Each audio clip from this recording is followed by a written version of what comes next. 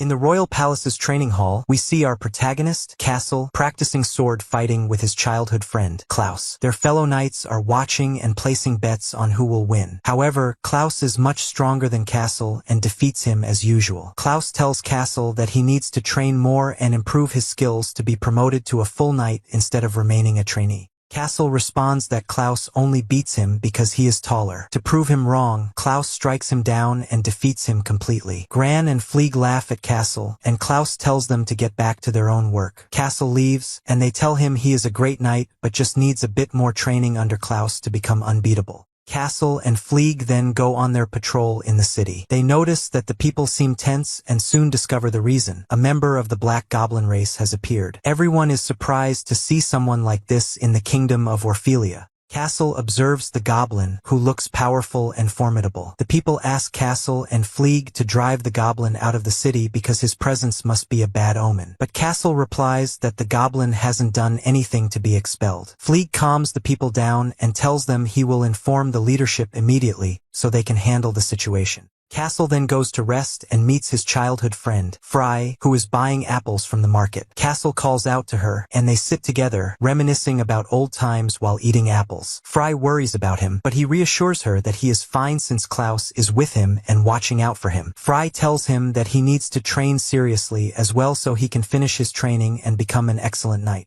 The scene then shifts to the princess of the kingdom walking in the royal palace. She sees the royal advisor entering the king's chamber, where the king is shown to be ill and unable to move. The advisor informs the king that the scouting team has discovered monsters in the king's forest. The king immediately orders the advisor to eliminate the monsters before they pose a threat to the kingdom. At that moment, a nobleman arrives at the palace accompanied by the Black Goblin. The guards are surprised, but they allow the goblin to enter because he is with the nobleman. The noble and the goblin then attend the meeting the advisor has called with the nobles to discuss how to handle the monsters. The nobleman, Moriham, suggests hiring the special black carriage squad led by Rihei to investigate the situation in the forest instead of risking the knights. However, the nobles reject the idea, as the kingdom of Orphelia has long been in conflict with the Black Goblin, and they cannot trust them now. The advisor asks Rihei why he would help them. Rihei responds that they are a band of mercenaries and only care about getting paid, nothing more. The advisor also refuses Morham's proposal and decides that sending a team of knights would be the best solution. That evening, Klaus informs Castle that he won't be able to train him for a while because he and the squad are going on a mission to investigate the forest due to the monster's appearance. Castle becomes worried about his friends, but they reassure him that they will be fine and promise to bring him some of the strange foods he likes when they return.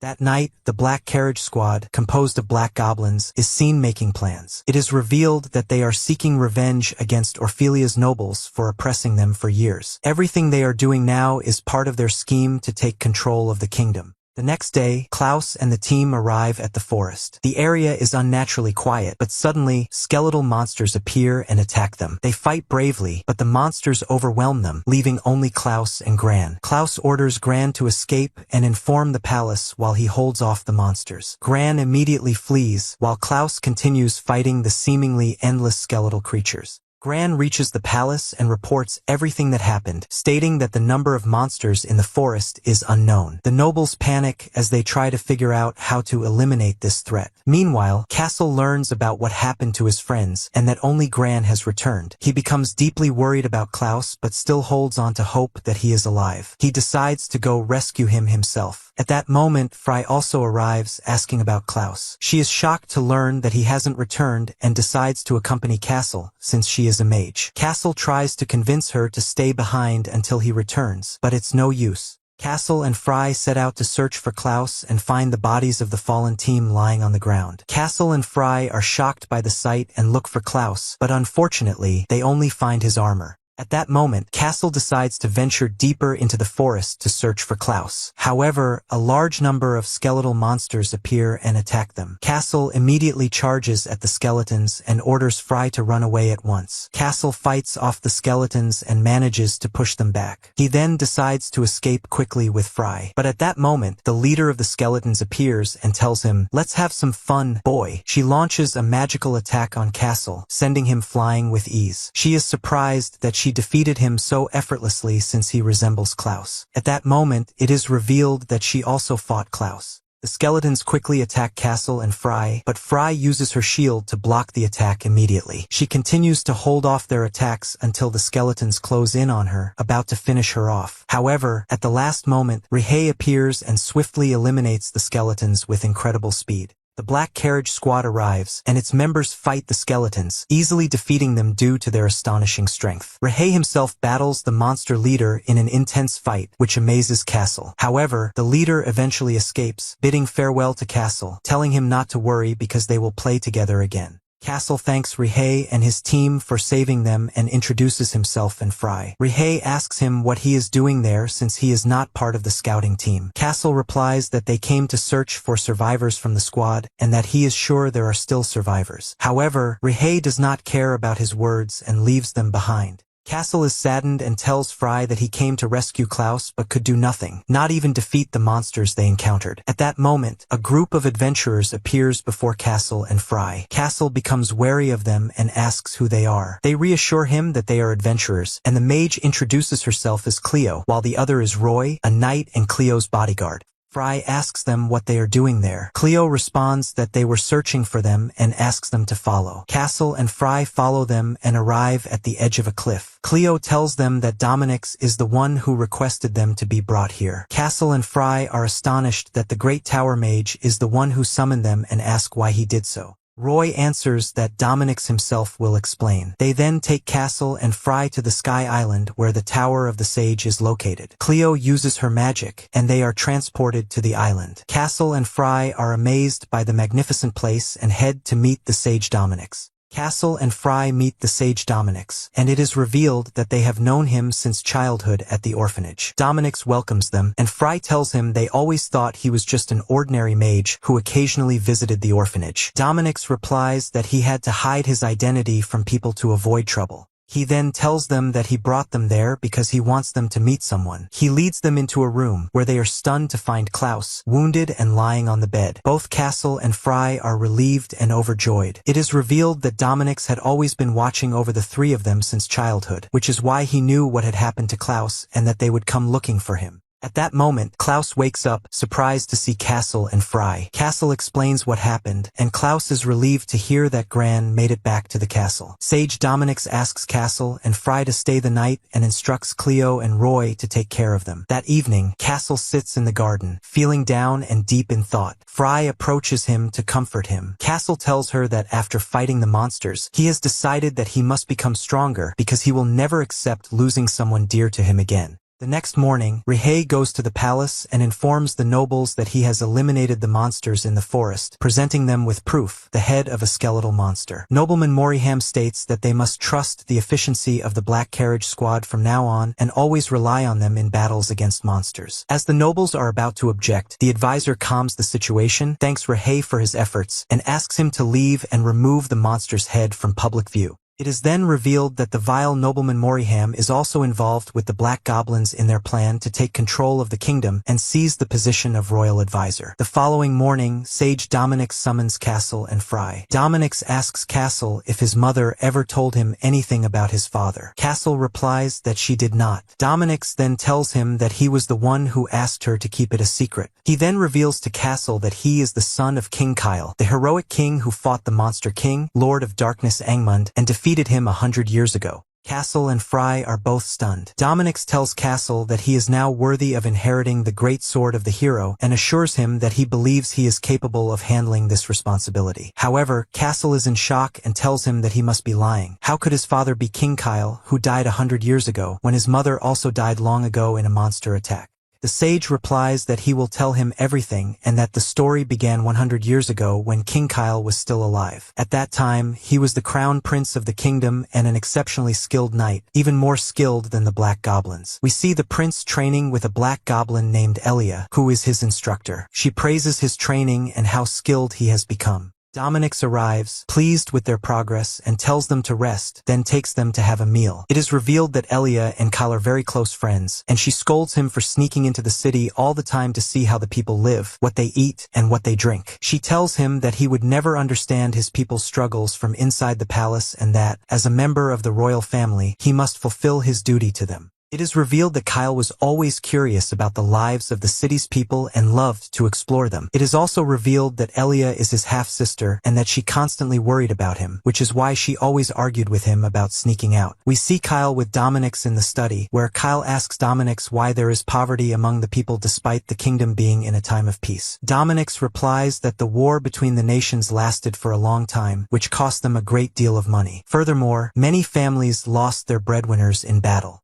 It is revealed that King Kyle continued striving and working hard to improve the kingdom. Over time, he married Queen Arlette, Castle's mother. Dominix tells Castle that Queen Arlette is his mother. Everyone is astonished and speechless at the story Dominix is telling. Fry asks how Castle's mother was alive 100 years ago. Dominix replies that he will explain that later. He continues by saying that Kyle and Arlette lived happily until they were forced apart. The nobles separated them because Arlette was an obstacle to the political marriage they had arranged for King Kyle. From that moment on, Kyle was trapped in misery. Moreover, monsters began to appear and attack the kingdom. At that time, Kyle and the knights went out to fight the monsters and defeated them. Meanwhile, King Median Eye, Kyle's father, passed away, making Kyle the sole ruler of the kingdom. Kyle then worked on raising the morale of Orphelia's army and met the fairy leader, Blorin, and the goblin leader, Ayatollah, forming an alliance with them to defeat the monsters. The battle began, but the monsters had the advantage in numbers over the human army.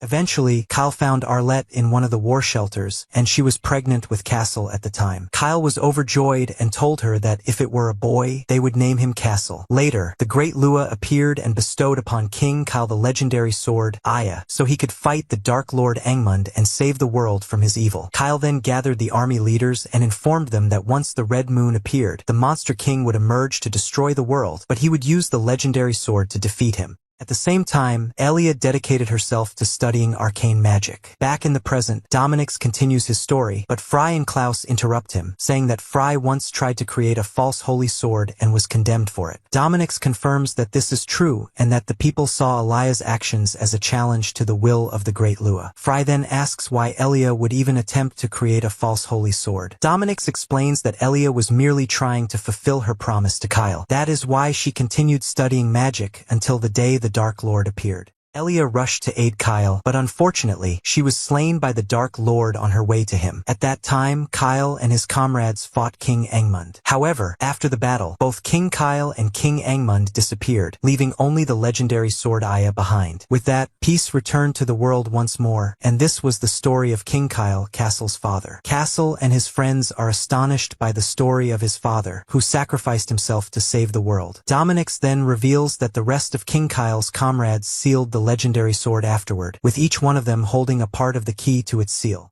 He also tells them that the black goblins were exiled from the kingdom at that time because of Elia's condemnation for forging a false sword. The scene shifts to the Black Carriage Squad. One of their members, Tam, returns with food for the team. They ask if he faced any problems with the merchants, but he reassures them that the traders treated him well as soon as he mentioned Noble Moraham's name. Tam then distributes the food, and they begin their meal. They then talk about life during King Kyle's reign when they lived peacefully in the kingdom. However, that was over 100 years ago. One of them remarks that everything changed after what happened with Elia. It is revealed that Rihei is greatly disturbed by the mere mention of her name and states that it is the truth. Elia is the reason for the goblins' oppression. Time passes, and Tam asks Rihei about the story he once told him about Elia. He wonders if Elia ever considered that her actions would bring harm to all the black goblins. Rihei asks why he is asking this. Tam replies that he wishes he could go back in time to save his parents and siblings from being killed. He wishes he could return to strike Elia and make her see reason. Rihei responds that there is no way to turn back time and that what Elia did no longer matters. What matters now is that they were oppressed in Orphelia, their blood was spilled, and so they must take their revenge on the kingdom. The story returns to the group as they sit with Dominix. Castle asks Dominix to tell him more about his mother and what she had been doing for the past 100 years after the war. Dominix explains that they had tried using the legendary sword many times over the years, but no one could wield it properly. That is when they realized that only its rightful heirs, those who carried the blood of King Kyle, could wield it. Since they feared the return of the Monster King, they placed Arlette in a deep slumber for 100 years so that when the Monster King reappeared, he would find the sword's heir.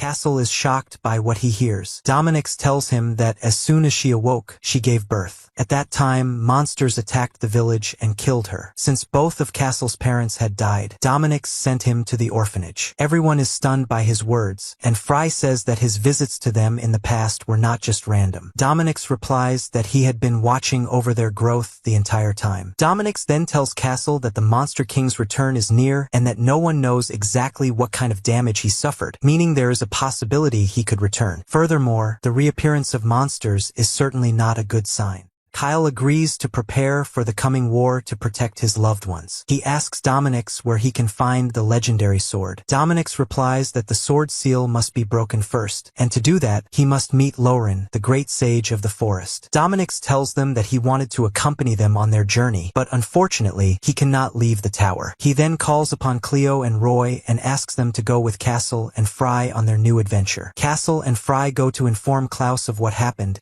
and that they must leave to find the legendary sword and break its seal. They bid him farewell and set out the next morning, with Cleo eagerly excited for the new adventure. Castle and the team reach the borders of Eldora Forest. Cleo feels bored because she wanted to visit better cities. Fry tells her that Eldora Forest is also a great forest and not just anyone can enter it so easily. However, Cleo remains unconvinced. Suddenly, a group of skeletal monsters appears and attacks them immediately. Castle tries to fend them off, but Cleo stops him, telling him to leave this to Roy. Roy charges in with all his strength, displaying incredible skill as he defeats all the monsters in seconds. Unfortunately, another wave of monsters appears and attacks them again. The team is caught off guard when powerful arrows shoot from deep within the forest, striking the skeletons and eliminating them. They see that it is an elf who was sent by the great Lauren to guide them to her. However, the elf does not accept humans at all and holds clear hostility toward them. Castle and his team have no choice but to follow her. They are amazed by the strange sights and astonishing creatures in the forest. Over time, Castle grows concerned and asks the elf who she is exactly and where the great Lauren is. She introduces herself as Celine, the princess of the elves, and says that the great Lauren sent her to guide them. They continue their journey quickly, but Castle and his team get separated from Celine and become lost in the forest. At that moment, they encounter a tree spirit named Chibi. He is small, adorable, and loves to play. Chibi leads them to the princess. Meanwhile, the princess is searching for them in the forest, but Chibi appears before her, bringing Castle and his friends with him. Celine asks Chibi why he is there and thanks him for guiding them to her. Chibi wants to stay with Castle and his friends, but Celine tells him that humans are dangerous and that he must stay away from them. However, Chibi refuses and continues the journey with them. Cleo is delighted with him and plays with him. As night begins to fall, they decide to camp in the forest for the night. That evening, Castle spars with Chibi, teaching him how to fight. Chibi is extremely happy. Celine is surprised at how well they get along. When Castle becomes tired and decides to rest, Chibi continues playing with Cleo. Celine tells Castle that Chibi has become very fond of him and that he must see something in him that they do not. She then asks him who he really is. Castle replies that he is no one, just someone who wants to become stronger so he can protect those dear to him. That is why he must meet the great Lauren to obtain power. Celine then gets up to patrol the area while the others rest. Suddenly, a strange disturbance occurs in the forest, and they find that the tree spirits have become extremely aggressive. They do not understand why until they spot a monstrous creature lurking deep within the forest. The creature attacks and kills a tree spirit. Chibi becomes enraged, determined to avenge his fellow tree spirits. He charges at the monster. Castle tries to stop him, but it is no use. The monster grabs Chibi. The team tries to rescue him, but their efforts are in vain, and soon the monster captures Castle as well. The monster prepares to devour Castle. In a desperate move, Chibi throws his wooden sword at the creature, striking it hard and saving Castle. However, the monster becomes furious and completely destroys Chibi. Everyone is in shock. Castle is consumed by rage and repeatedly strikes the monster, cutting it down completely. He continues to slash at it relentlessly until Celine stops him and calms him down, telling him that he has done enough to avenge Chibi. After a few minutes, Castle calms down, and his friends rest. Lauren arrives and thanks him and his companions for saving the forest from the monster. Castle replies that there is no need for thanks since he couldn't save Chibi. She explains to him that Chibi was the most curious being in the forest and that he is surely happy now because of his journey with them. She then asks him why he has come to the forest. Castle replies that he needs the power of the legendary sword, which is why he has come to ask her to break the seal. Celine is shocked to learn that Castle is the heir to the legendary sword, but Lauren responds that she cannot break the seal just yet. The group is stunned, and Cleo tells her that they traveled all this way because Dominic's told them that she was the one who could unseal it. Lauren explains that if Castle is truly the heir, then the moment the seal is broken, the sword's power will surge within him. This power is immense, and if he is not ready for it, it could destroy his body and soul. She asks him if he is prepared for this power. Castle replies that nothing matters to him except protecting those dear to him. Lauren tells them to rest for the night and that they will discuss it tomorrow. Celine takes them to their rooms, but Fry asks her to show them Chibi's favorite place so they can bury his core there. Celine takes them to the spot where Chibi always played, and they bury his core there. As the friends rest in their rooms, Castle slips away and goes outside. Lauren asks Celine for her opinion on Castle and whether she thinks he is worthy of the legendary sword's power. Celine hesitates, recalling Castle's actions and his anger during the battle. She replies that she is unsure. Lauren smiles and gives her time to think until the morning. Celine walks away and finds Castle sitting by Chibi's grave, deeply saddened, apologizing for not being able to protect him. He promises that he will become stronger and protect everyone. Celine is moved by the sight. At that moment, a small bud begins to grow from Chibi's core. Castle is confused, but Celine approaches him and explains that it is natural for a sprout to emerge after the death of plant spirits. However, it is unusual for it to appear so quickly, which means that Chibi is surely doing this to bring them happiness. Castle thanks Chibi and promises him that he will grow stronger. The next morning, the group meets with Lauren again. She asks Celine for her decision. The group is confused and doesn't understand what decision she means. Celine replies that until today, she always believed that humans were a destructive race that threatened all forms of life in the forest. However, that belief changed, though not completely, when she met Castle and his friends. They defended the forest against demons without thinking of themselves or the danger they faced. Because of that, she now believes that Castle is truly worthy of the legendary sword's power. Castle and his friends are thrilled by Celine's words, and Castle thanks her. At that moment, Lauren smiles and decides to use her magic to break the seal. She does so, and everyone is astonished by the dazzling sight. Cleo becomes excited and asks Castle if he feels an incredible surge of power within him or if anything has changed. Castle replies that nothing has happened and that everything feels normal. Lauren tells him not to be impatient, saying that he will soon discover and feel the power within him. She then informs them that 2 seals remain before the sword can be fully freed. The second seal is held by Ayatollah, the goblin leader, in the Ogrea Mountains. The third seal is much farther away in the possession of Pavel in the Mountain of the Frozen Winds. The group becomes excited about their next journey and quickly prepares to set out. However, a sudden warning spreads through the forest about the presence of another monster. The group rushes out and is shocked to find that the monster they killed is alive again.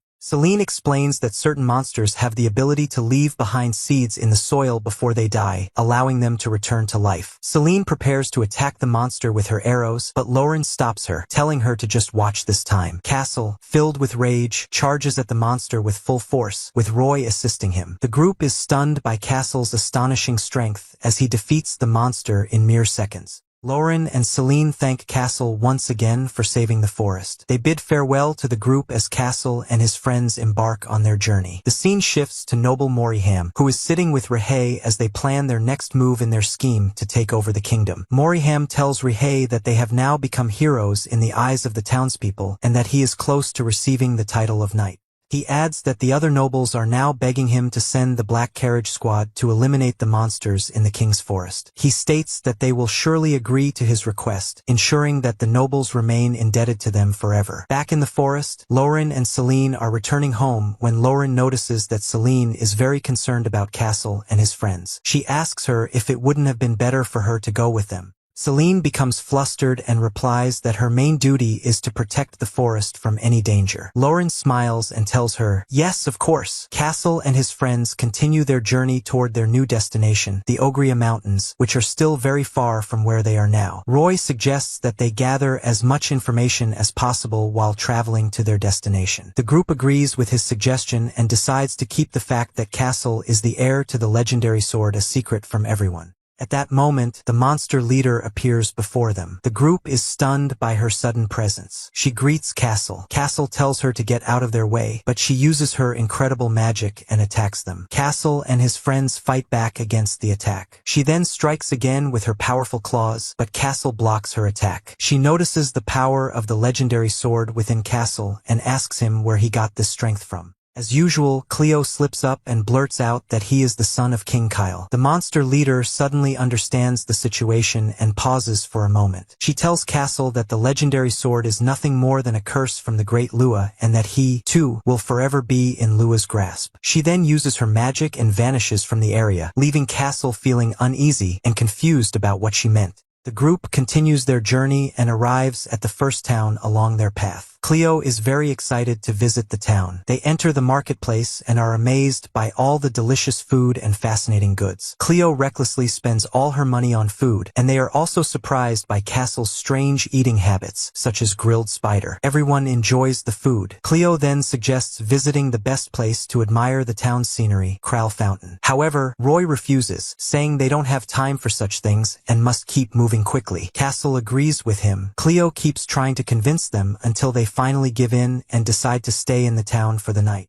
Unfortunately, Cleo has spent all their money recklessly, leaving them with no funds to pay for a place to stay. They try to think of a solution to their problem. Fry tells them that it looks like they'll have to sleep outside tonight. Cleo protests, saying she wants to sleep in a comfortable bed. Everyone gets annoyed with her, and Roy tells her she has no right to complain. Cleo reassures them that they'll surely find work to earn some money and rent a room for the night. She rushes off to find jobs for everyone. She manages to find a place willing to hire them, telling the group that the owner will pay them for their work and also let them stay in an empty room. Cleo will work in the kitchen, Roy will be a waiter, Fry will prepare tea, and Castle will be in charge of security and chopping firewood. Everyone starts working. In the kitchen, Cleo prepares food and uses her magic to ignite the fire. The other cooks are amazed that she is a mage and ask her to show them some of her magical abilities. As usual, Cleo gets carried away and shows off, using her fire magic again. However, this time, her power increases slightly and she becomes too excited, nearly setting the place on fire. That evening, they find themselves fired from their jobs and sit by the fountain. Cleo is very upset. Roy tells her that she needs to think carefully about her actions because she is a genius with a bright future in the Tower of the Sage. She must prepare herself properly. The problem is that she knows nothing about the outside world, and because of her nature, she can be extremely reckless. Castle asks Roy what she has done before. Roy replies that she once set an entire building on fire, though luckily, no one was harmed. Dominic's later said he had discovered a new way for Cleo to properly harness her abilities. The next morning, Castle wakes up, and Fry hands him a letter from Roy, saying that he has gone to look for work to earn money so they can continue their journey. However, they soon realize that Cleo is also missing. At that moment, Cleo appears and excitedly tells them that she has found a suitable job for making money at a restaurant on the outskirts of town, run by a woman named Wolf. Meanwhile, Roy searches for someone but is unable to find them. He then decides to sell his dagger in exchange for money. Castle and his friends head to the restaurant on the outskirts. However, the place is old, run down, and in complete disrepair. They meet the frightening owner of the establishment and immediately begin working, exhausting themselves in the process. They successfully clean up the place and restore it to look as good as new. After finishing their work, they take a break, and Lady Wolf serves them food, as they must be hungry by now. They thank her and find the meal delicious.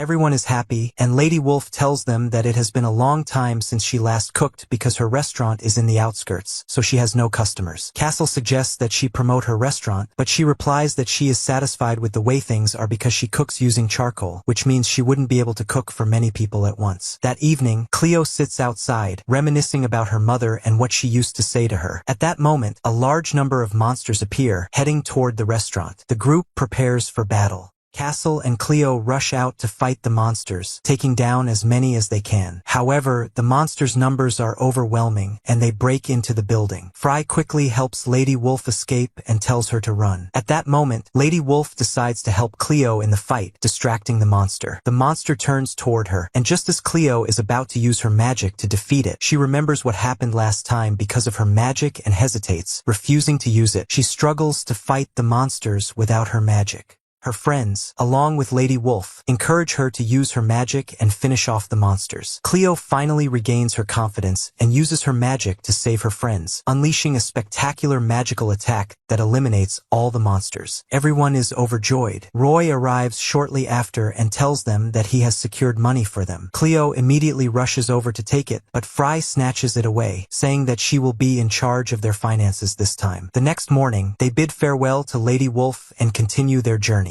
Back in the kingdom, the Black Carriage Squad fiercely eliminates the monsters in the King's Forest, performing exceptionally well. Rihei delivers the report to Noble Moriham, confirming that the mission was successfully completed. Moriham then informs him that Noble Bell wants to meet him to discuss important matters. Rihei is surprised and asks, "With me?" Moriham replies that Bell is currently with the astrologer because the kingdom will soon launch an official campaign to purge the demons. This would surely benefit Rihei, allowing him to display his full strength. On his way to meet Belle, Rihei overhears the princess talking to the astrologer about the day the Monster King will appear. She refers to it as the terrifying day that will haunt humanity. Belle is frustrated because this time the Monster King will return, but there will be no legendary sword or King Kyle. The princess reassures him that the Knights of Orphelia will protect the kingdom in place of her father. Rihei then presents himself to them and states that he heard they wanted to speak with him. Bell replies that he wants him to meet the princess, who is the supreme commander of the Knight Corps. The princess introduces herself and tells him that she has heard about the Black Carriage Squad's achievements. Because of this, she wants them to join the Knight Corps. Rihei agrees, saying it would be an honor for them. She informs him that there will be an important meeting tomorrow and asks him to attend.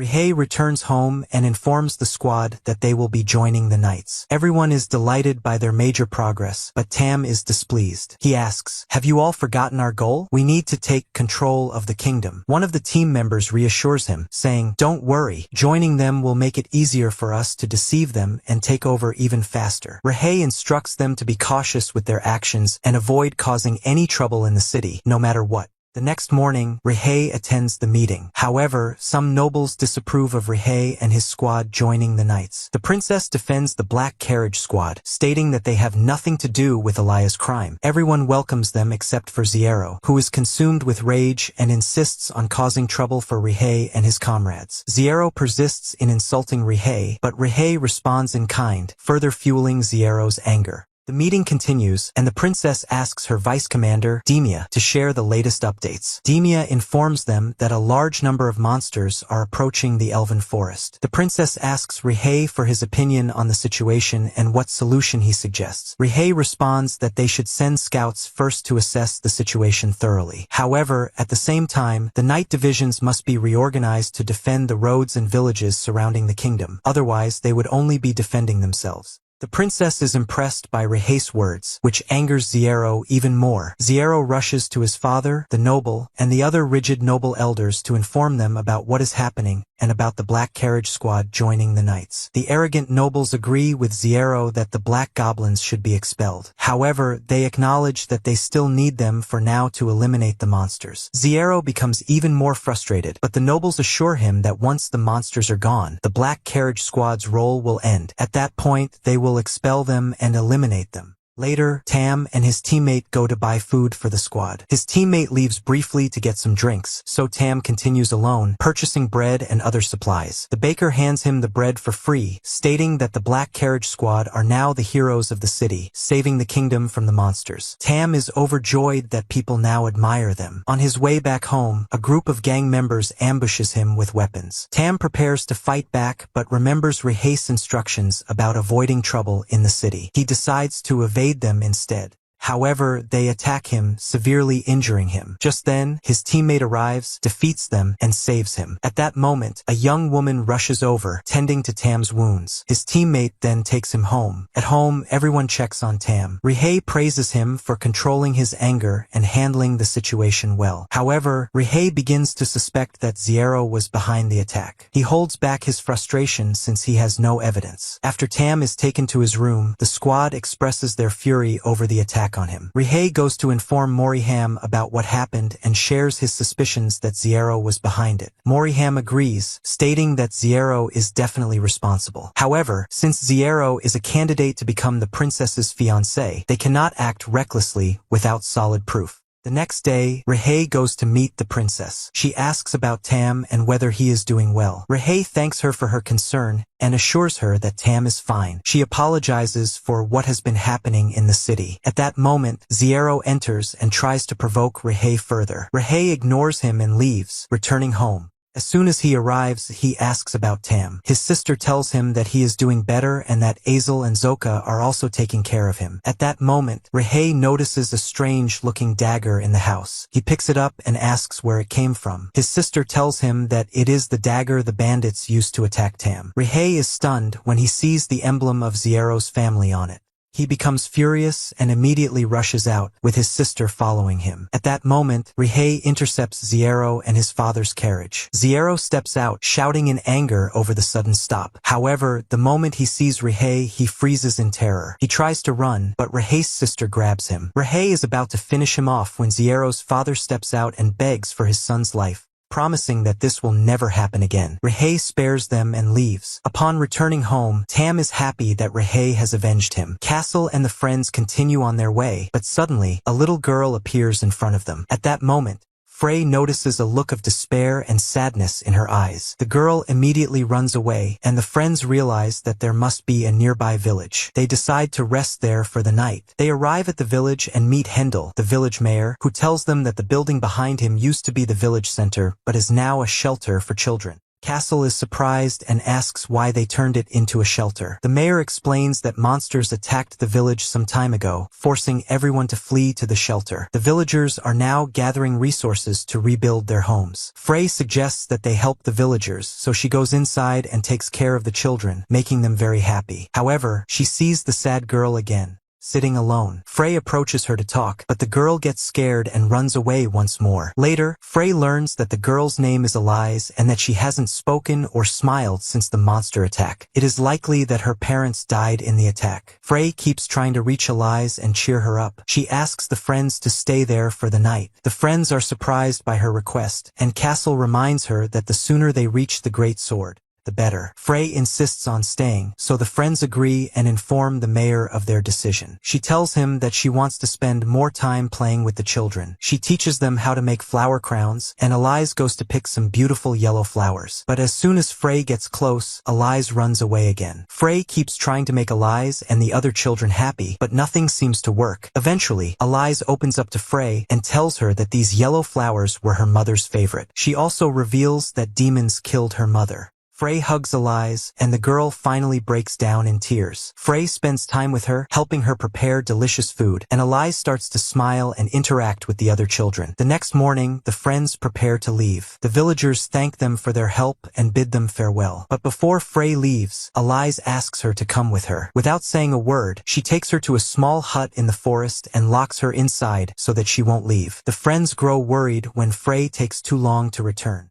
Castle goes to look for her and finds Elise in the forest. He asks her where Frey is, but Elise looks nervous. Eventually, she takes him to Frey, who is happy to see them. Suddenly, a giant monster emerges from underground, terrifying Elise. Castle prepares to fight and tells Elise to hide. He continues battling the creature while Frey watches anxiously from inside the hut. At that moment, Frey notices another monster lurking beneath the ground. She tries to warn Castle, but he doesn't hear her. She grabs a weapon, breaks the door open, and rushes to help them, protecting Elise. Castle quickly takes advantage of the situation and defeats the monsters. Frey, Castle, and Elise return to the shelter. The villagers learn what happened and celebrate their victory. The mayor thanks them sincerely and offers them food as a gift. Elise bids farewell to Frey, and the friends continue on their journey. On the way, they find a strange man standing alone. Castle approaches him to ask for directions, but he is shocked to discover that the man is a zombie. The zombie attacks, but Castle quickly eliminates him. Suddenly, a large number of zombies appear, so they quickly run towards a house, and Cleo burns all the zombies. When they reach the house, they find a man named Johan, who welcomes them inside. They thank him for his help, and Roy asks Castle about the situation and how long the zombies have been here. Johan responds that it has been this way since the monsters attacked the village. At that time, the monsters killed many villagers, but a large number managed to escape. However, some were unable to flee, including himself.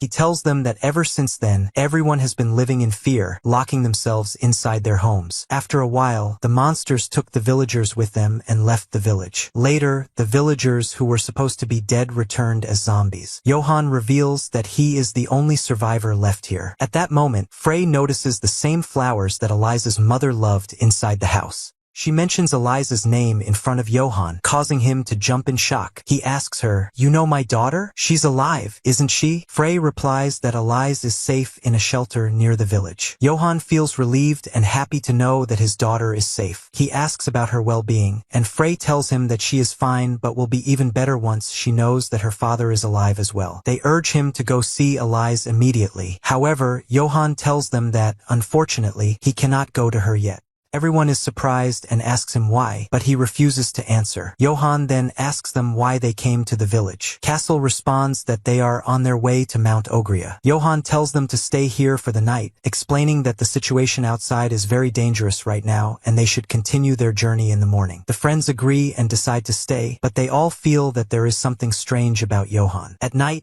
Castle leaves the room to observe Johan. He follows him to a hidden area inside the house and is shocked to see that Johan has a zombie woman locked up. Johan talks to her about Eliza, telling her that their daughter is alive and safe. He seems to be in a strange state of delirium. Castle returns to the friends and tells them what he saw. They all gather in the main hall and confront Johan about the woman inside. Johan tells them that she is his wife. They realize that Johan cannot bear to lose his wife, so he has kept her locked up, hoping to find a cure. Roy and the friends try to bring Johan back to reality, urging him to let go of his wife, who is already gone, and to focus on his daughter, who still needs him. Johan returns to his wife and tries once again to wake her, but it is useless. This time, she suddenly awakens, breaks free, and attacks him. At the same time, the rest of the zombies attack the house from outside. The friends rush out and fight the zombies, taking down as many as possible. Johan draws his sword and finally ends his wife's suffering. The scene shifts to the kingdom the next morning, where the townspeople welcome the Black Caravan team as they return once again after defeating the monsters. They treat them as the heroes of the town. As they walk through the streets, Tam remembers the girl who helped him. He rushes to the town's baker and asks about her. The baker directs him to her location, telling him that she works at the sweets shop. Meanwhile, Rhett enters and submits his report to the leadership.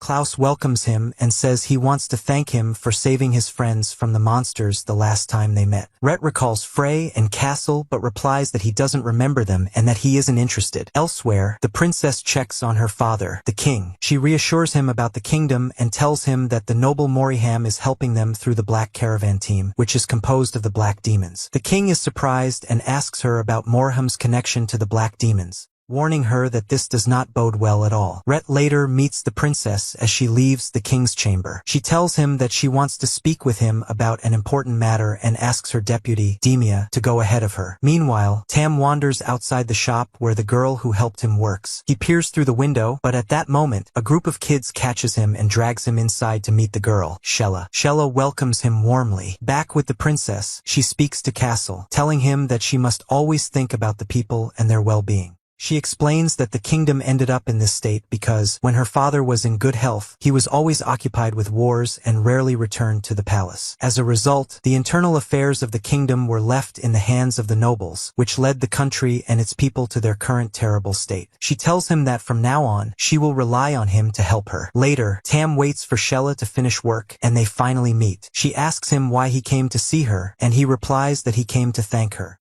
He returns the handkerchief she used to wrap his wound. They get to know each other and become friends. That evening, Tam returns home feeling happy about the time he spent with Shella. His friends ask where he has been all this time. He replies that he was just wandering around the city, hiding the truth about his time with Shella. Rhett notices that Tam looks very happy and suspects that something is unusual. The next day, Tam goes to meet Shella again, but this time, one of his friends follows him and discovers that he is seeing her. He waits for Tam to return home and then confronts him, scolding him for meeting a human girl, who is technically one of their enemies. Rhett arrives and tells Tam that what he did was reckless, but this time, he trusts him and believes that he will handle things correctly. Tam leaves them and walks away, thinking about everything that has happened. The next morning, he meets Shella again and gives her flowers as a gift. They talk for a while, and he tells her about his past, how the kingdom's knights wronged them, wiping out his entire people and his tribe unjustly. He vows to keep fighting until he makes this world free of sorrow and injustice.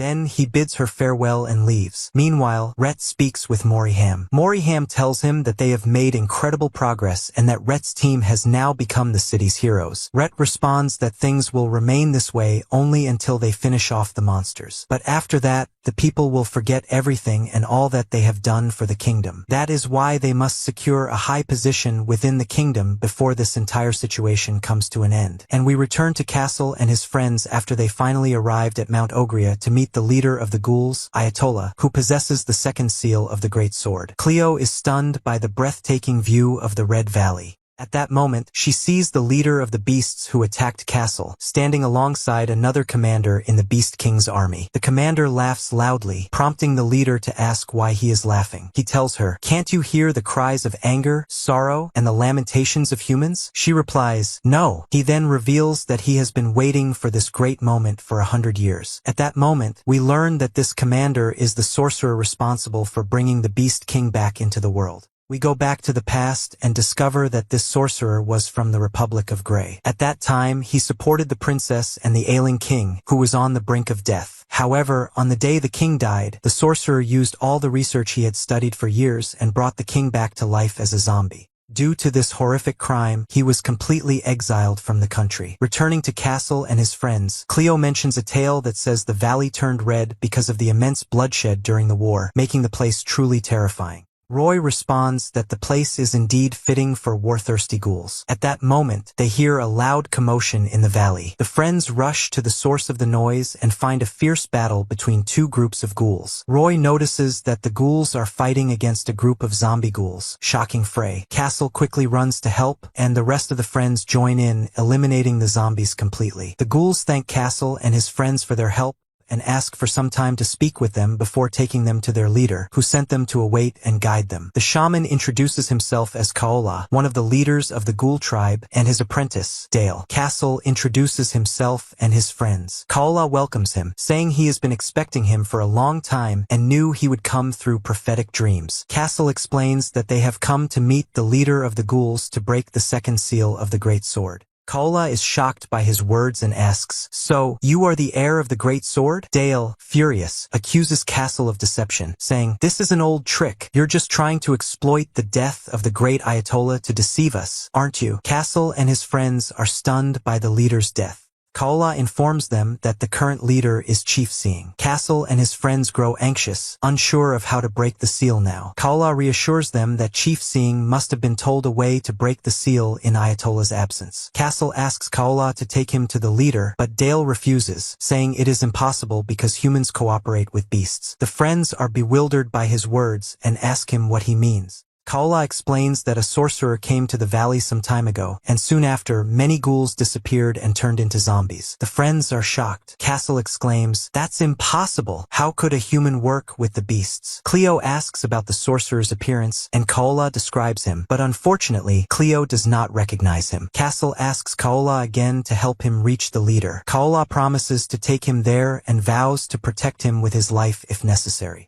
He then leads Castle to meet Seeing, instructing the rest of the friends to stay behind to avoid any trouble. Kaola and Castle arrive at Chief Seeing's location. Kaola introduces Castle, saying he is the heir of the Great Sword and the only one capable of defeating the Beast King. Seeing responds that Castle must prove he is truly the heir, and the only way to do that is by defeating him in a duel. Since he is the heir, he must be extremely skilled in combat. Kaola intervenes quickly, arguing that this cannot happen because Castle is the hero and the future of the world, and he must survive. He declares that if anyone tries to defeat Castle, he will sacrifice his own life to protect him. Silence fills the place at that moment. Seeing, furious, declares, "Then you must die as well, Kaola." Castle immediately steps in, trying to convince Seeing with words, saying they must unite without sacrificing anyone, but his efforts are in vain. Seeing launches a devastating attack on Castle but stops at the last moment. He realizes that Castle is truly courageous and serves his cause, even if it costs him his life. Seeing then tells Castle that Ayatollah left an important message. If the heir arrives, they must take him immediately to the Great Shrine. We learn that this place is of great importance to the ghouls and serves as a test for Castle. Seeing tells him that if he is truly the heir, he will be able to pass this test. At that moment, Seeing receives a report that a group of humans has been captured on their land. We discover that they are Cleo and the friends. Seeing decides to imprison them until Castle completes the test. If he proves to be the heir, they will be released. If not, they will also be executed. He then orders Kaola to take Castle to the shrine. At that moment, we see Castle unconscious during the test, lying unconscious, with Frey and the friends beside him, taking care of him. Frey writes a letter to Klaus, explaining everything that happened during their journey, how Castle has become incredibly strong, and that he is currently undergoing a very important test that will determine the fate of the world. Cleo also writes a letter to Dominix, but she exaggerates in it, claiming she has achieved unprecedented accomplishments. Meanwhile, Celine goes to Loren and informs her that she has eliminated the beasts that entered the forest. Loren thanks her for her hard work and tells her that the day of the Beast King's emergence is near, and when that time comes, beasts will spread across the entire world. Celine asks about Castle and his friends, and Loren tells her that he has surely passed Mount Ogrea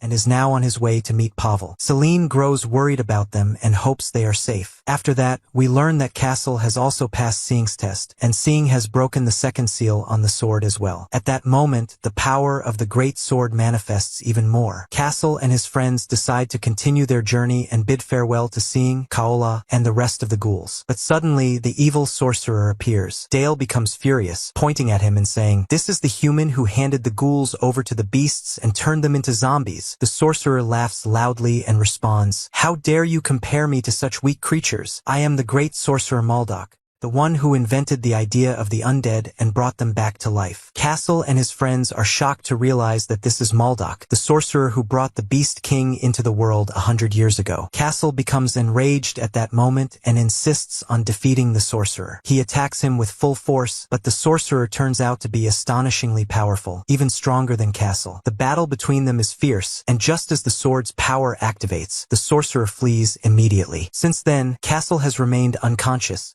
which is why they are still staying with the ghoul tribe, waiting for Castle to regain his strength. Meanwhile, Klaus receives Frey's letter and feels relieved that they are safe. He is happy to know that Castle continues to progress and grows stronger as time passes. The scene shifts back to the kingdom, where Rhett has taken his entire team to the castle, just as the princess requested. The princess welcomes them, but they initially look down on her because she is a princess. However, they are shocked to learn that she is also the leader of the knights and will be fighting alongside them against the beasts. The princess informs them that they will all set out tomorrow towards the plains of Galioia and tells them that this mission is crucial as it will determine the fate of the entire world. Demia explains the details, stating that their destination is the ruins of the Republic of Grey in the plains of Galioia. She tells them they will take the path opposite Eldora Forest and enter the plains directly, heading toward the Republican Palace. She explains that this palace is where the Beast King first appeared 100 years ago. Demia and the princess notice that the goblins are not taking the mission seriously and lack discipline. The princess then asks one of them to join her in a warm-up session. The training begins, and Azal attacks the princess with all his strength, but she is far stronger than him. Everyone is astonished by her power, and Azal is ultimately defeated. The other goblins mock Azal, saying, "What happened to you? Have you gotten weak or what?" The princess then asks if anyone else wants to duel her. Everyone grows tense and remains silent.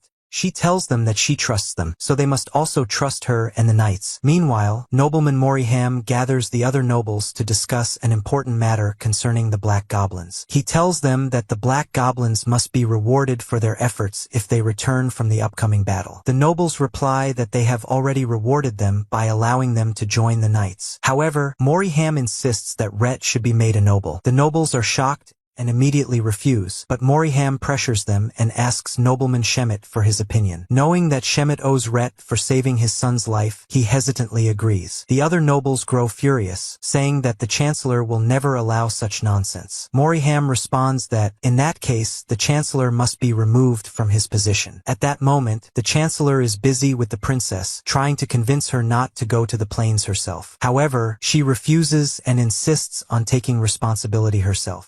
Meanwhile, Klaus visits the princess and tells her about his friend Castle and Frey, explaining how they are fighting the beasts and defeating them. He reassures her that many other nations are also battling the beasts. The princess becomes excited and tells him that she hopes to meet Castle one day. Klaus replies that Castle would be very happy about that. The scene then shifts to Rhett sitting with his team, revealing his plan with nobleman Moriham. He tells them that he will finally become a noble after they return from battle, but they must achieve a stunning victory. He also explains that they will be able to rid themselves of the princesses and the chancellor's authority through Moriham, who will seize control of the kingdom while they are away. The team becomes excited and immediately prepares for battle. The next morning, the princess bids farewell to Baihul, telling him that she is leaving everything in his hands. The people gather to watch the soldiers set out, waving them off until they reach the black carriage. Sela runs quickly to bid farewell to Tam as well, but he ignores her and continues on his way. Meanwhile, the sorcerer sits with Commander Maria,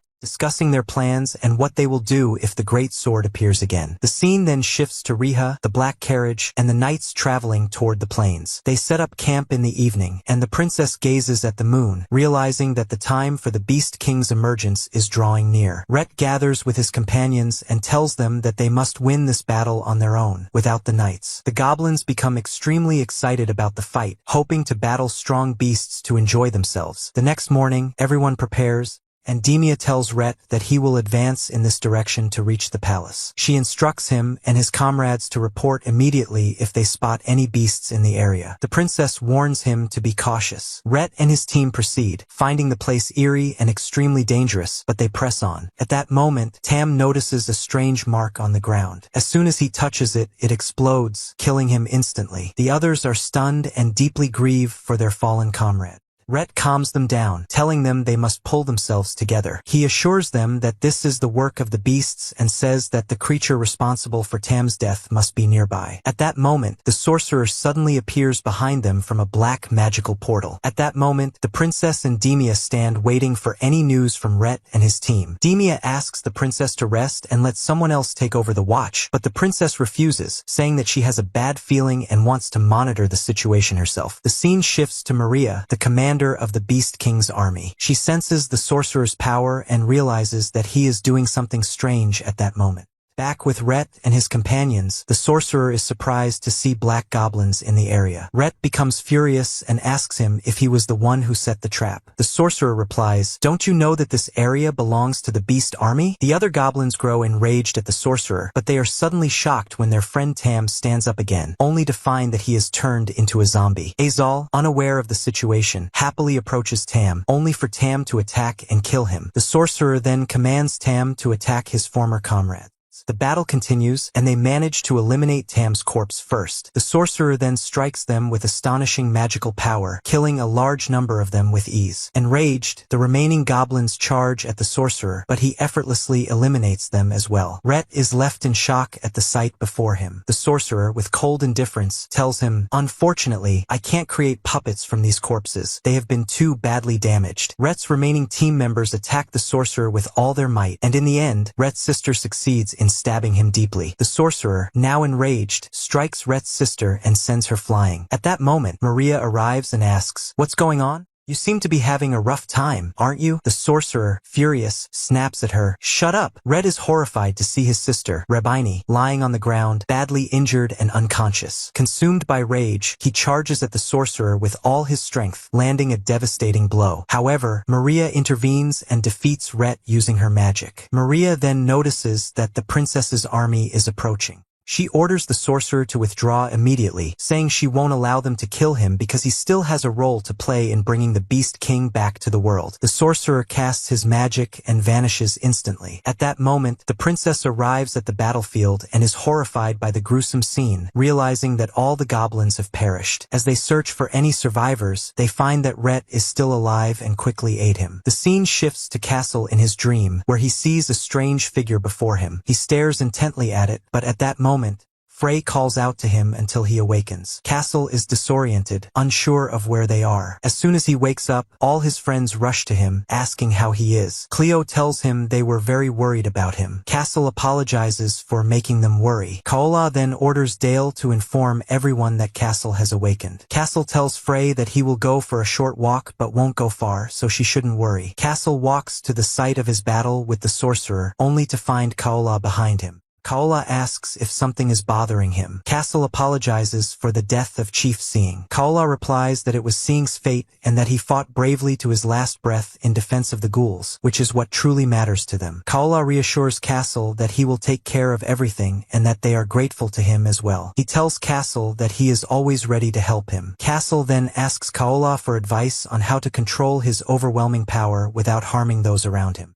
Kaola responds with advice as a ghoul, saying that Castle must strengthen his heart just as much as his physical strength in order to control the power of the great sword. Castle is puzzled and asks what he means. Kaola responds, "Didn't you say that you want to become a shield that protects your friends and those dear to you from all evil? Then devote yourself to that idea. Always keep in mind that you wield this weapon to protect others." That evening, Roy and Cleo visit the food storage, where the ghouls provide them with plenty of food for Castle since he is the hero. Cleo and Roy carry the food, and Cleo remarks that Castle surely won't be able to eat all of it. She is happy to see Castle back to normal and doing well again. She tells him that he looked terrifying during his battle with the sorcerer. Roy replies that there is still a third seal to break, which will unlock the full power of the sword, and when that happens, Castle will become much stronger. This thought unsettles Cleo, leaving her uncertain about what might happen. Roy reassures her, saying they must support Castle until the very end of their lives. That night, as everyone sleeps, Castle remains awake,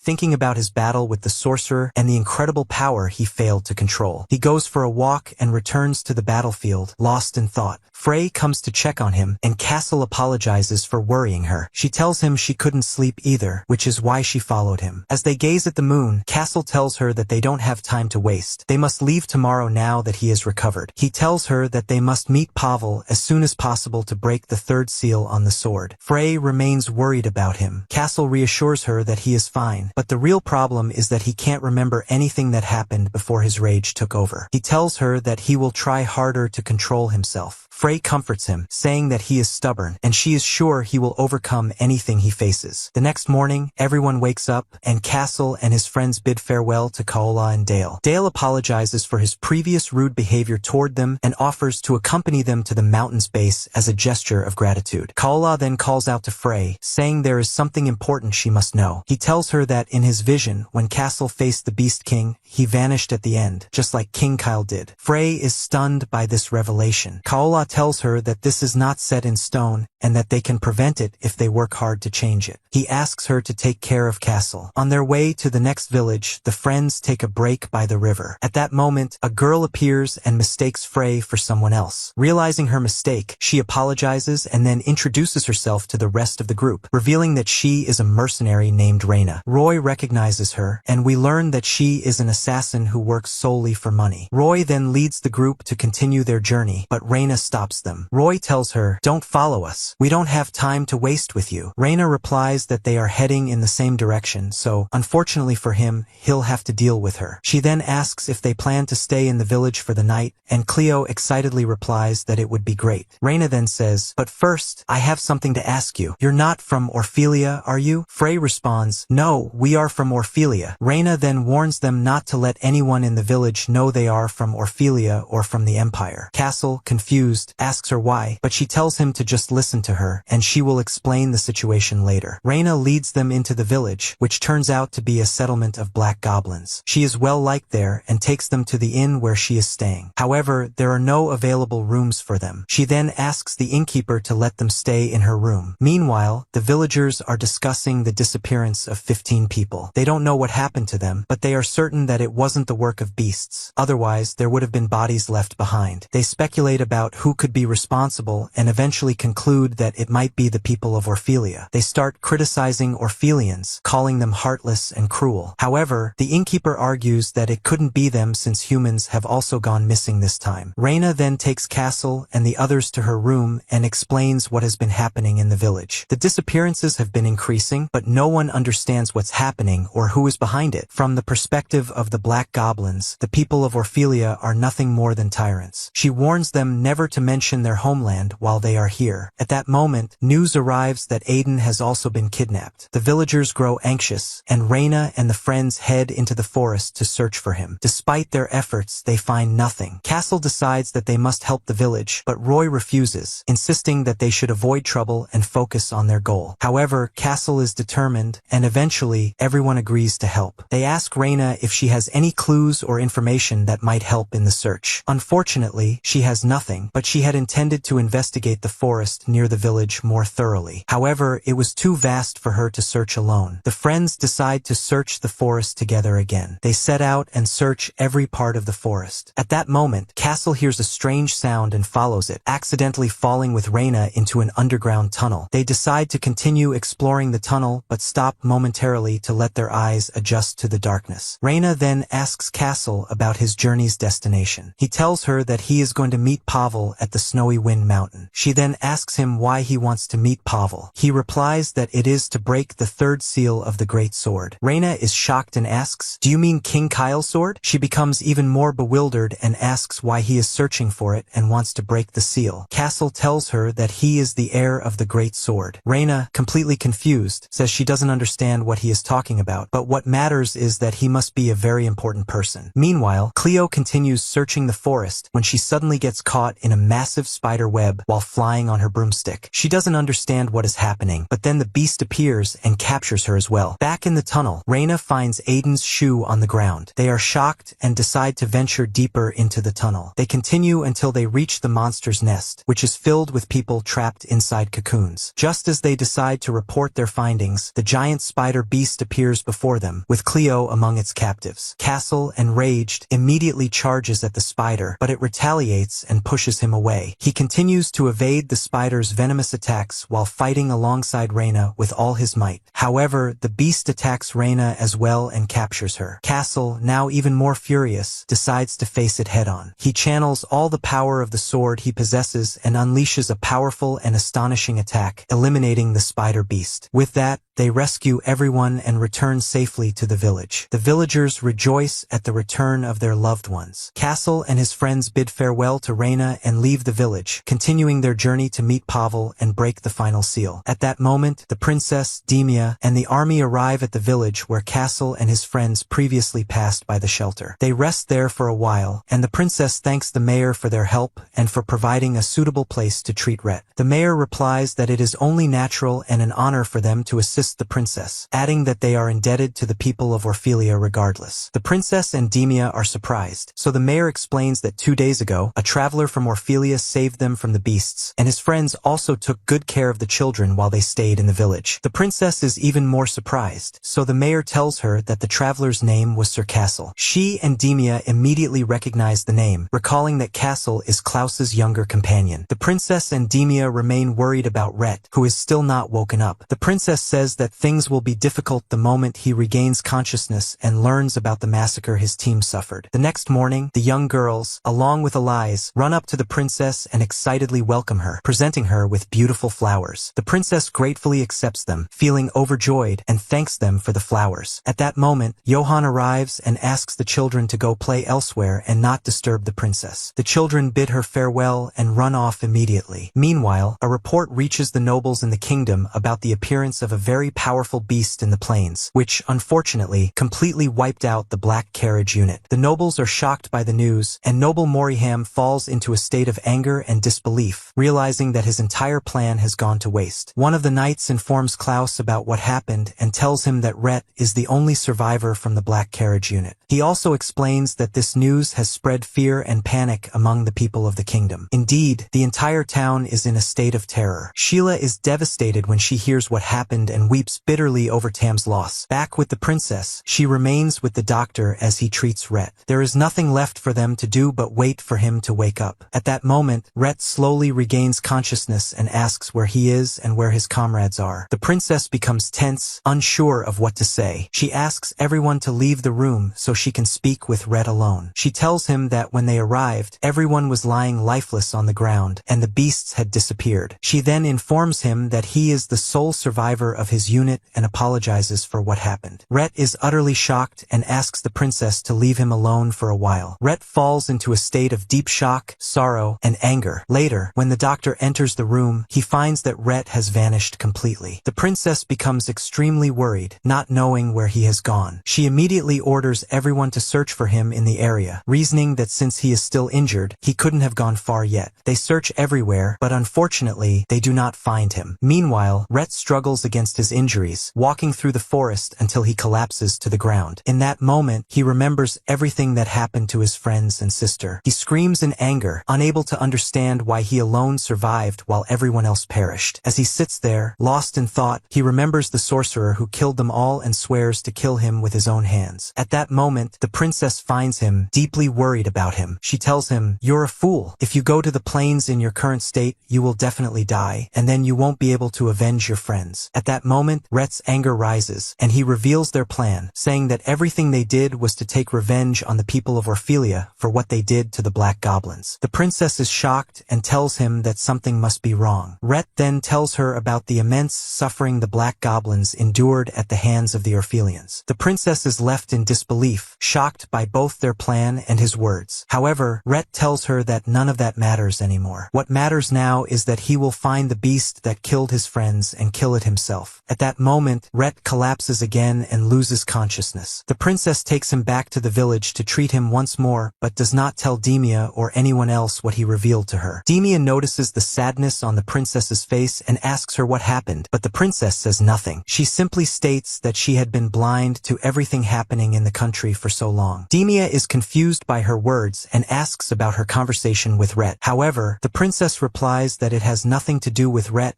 and that it's just her own thoughts. Demia tries to comfort her, but the princess walks away, saying she needs to get some fresh air outside. That night, Rhett wakes up again and heads toward the plains. In the forest, he encounters Maria. She tells him, "I didn't expect you to wake up again." Rhett, enraged, draws his sword and attempts to fight her, but he is still injured, and she easily defeats him. Rhett then asks her why he is still alive. What is the purpose of his survival? Maria then asks him about the pendant he is wearing, wanting to know where he got it. Rhett is confused by the question and asks, "Why should I answer you?" Maria tells him that he clearly does not understand the value of the pendant he carries. She then reveals that pendant belonged to Ilya. Rhett is stunned. Maria continues, "You must know the story since you're a black goblin, right? The story of Ilya and her condemnation for defiling the great sword." She explains that 100 years after Ilya's death, her pendant was returned to her family. "And since you have it, that must mean you are her descendant, right?" Rhett is shocked by her words and asks, "What is your connection to Ilya?" Maria replies that Ilya was a dear friend of hers and that she was a woman who loved doing good. Maria then stuns him further by revealing that the Orphelians wronged Ilya as well and that the entire story they were told was a lie. Ilya was helping Kyle, not trying to defile the sword. Rhett is shaken by this revelation. Maria then tells him to go to the sage's tower, as Ilya's laboratory was there. Before leaving, she informs him that the fake greatsword is there as well. Rhett then asks her why she is telling him all this. Maria replies that it is because she is trying to reclaim something precious to her. At that moment, we return to Castle and his friends as they continue their journey to meet Pavel. Cleo is extremely excited because only one seal remains before they can fully unleash the power of the great sword. Frey wonders what kind of person Pavel is. Cleo responds that he was a hero who fought alongside King Kyle 100 years ago, making her even more eager to meet him. At that moment, Roy notices a zombie watching them from a distance, suddenly attacks, and he swiftly eliminates the creature. However, Castle notices something strange about Roy and asks him if he's alright. Roy insists that everything is fine. Later that night, Castle approaches Roy again and asks him what's bothering him. Roy replies that he just remembered something from his past. Castle expresses interest in hearing about his past, so Roy begins to tell him his story. He reveals that he was once a member of a group of mercenary assassins. He recounts the day he met Zaid, the leader of the assassins, who gave him food when he was starving on the streets. Determined to repay Zaid for his kindness, Roy insists on doing something in return. Zaid then suggests that Roy join their group. Roy agrees, and after joining, Zaid begins training him. However, every day, Roy also assists Zaid with manual labor, such as driving stakes into the ground and helping people with ordinary tasks. Turns out that this group leans more toward helping others than actual killing. Castle then asks Roy if the zombie he killed earlier was Zaid. Roy replies that it wasn't, it was another another member of the group named Bavian. He then recounts what happened that caused them all to be separated. One day, the kingdom assigned them a difficult mission to investigate the plains. Since no human had entered that place for over 100 years, the situation was dangerous. Many had ventured in before, but no one ever returned alive. On that day, they sent one of their members to scout the area while the rest of the team waited. However, he never returned. Zaid then decided to go search for him, but he too did not return for a long time. Growing increasingly worried, the rest of the team decided to search for their leader, fearing that something had happened to him. Determined to find Zaid and their missing comrade, they set out, searching every corner of the eerie and terrifying place. Eventually, they found their leader and ran toward him in relief. Zaid, surprised to see them, asked what they were doing there. They told him they were worried about him, which is why they had come to search. They then continued searching together for their missing comrade, Eddie. As they wandered through the area, Zaid and another member of the group stepped on a strange marking on the ground. In an instant, they transformed into zombies and attacked the rest of the team, slaughtering them all. Roy barely managed to escape, fleeing while hearing the agonizing screams of his friends. Eventually, he collapsed from exhaustion. When he woke up, he found himself